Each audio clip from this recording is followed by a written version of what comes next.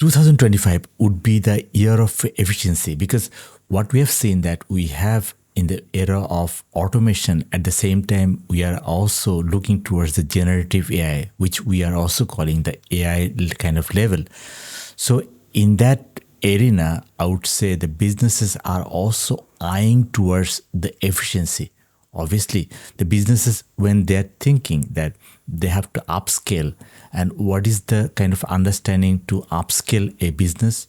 Obviously, you have to automate your processes, you have to automate your SLS, you have to actually codify all your structure into some place where this would track all your business.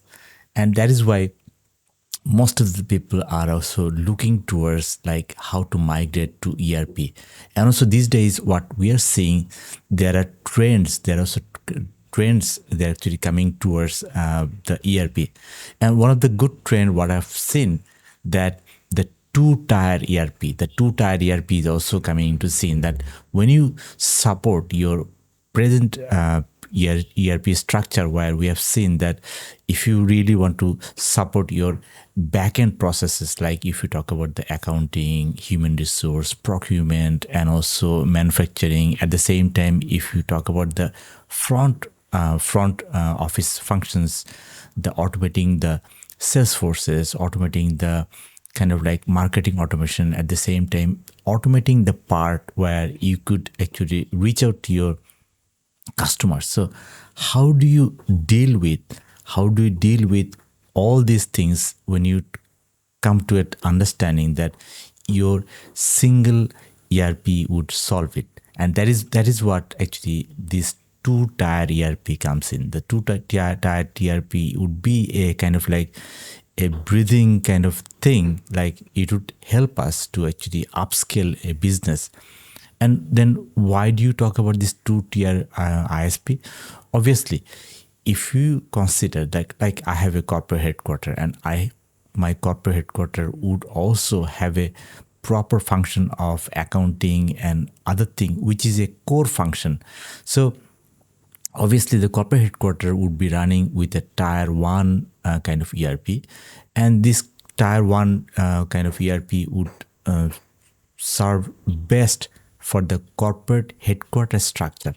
But what happens if that company is actually spanning towards, like if you work in a 64 district or even in a longer zone, you have to have a two-tier kind of ERP, because obviously the ERP what you're running in the corporate headquarter, the same functionality, the same one size fit all kind of thing would not function in the regional headquarter or regional space.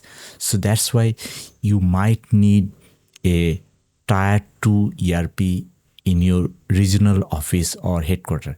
And that is why the understanding of this two-tier ERP is also making sense to us, because it will not actually like sometimes we lose money when we try to fit in the tier 1 ERP into tier 2 space, that means in the regional headquarter.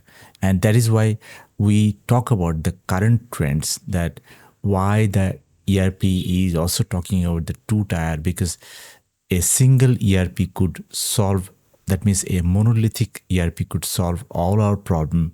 Rather, we are thinking that the ERP what we are running in our corporate headquarter has an extension on advanced API and everything, and has a kind of like tier 2 ERP in our regional headquarter or regional office. And that is the thing I want to talk about in the future episode.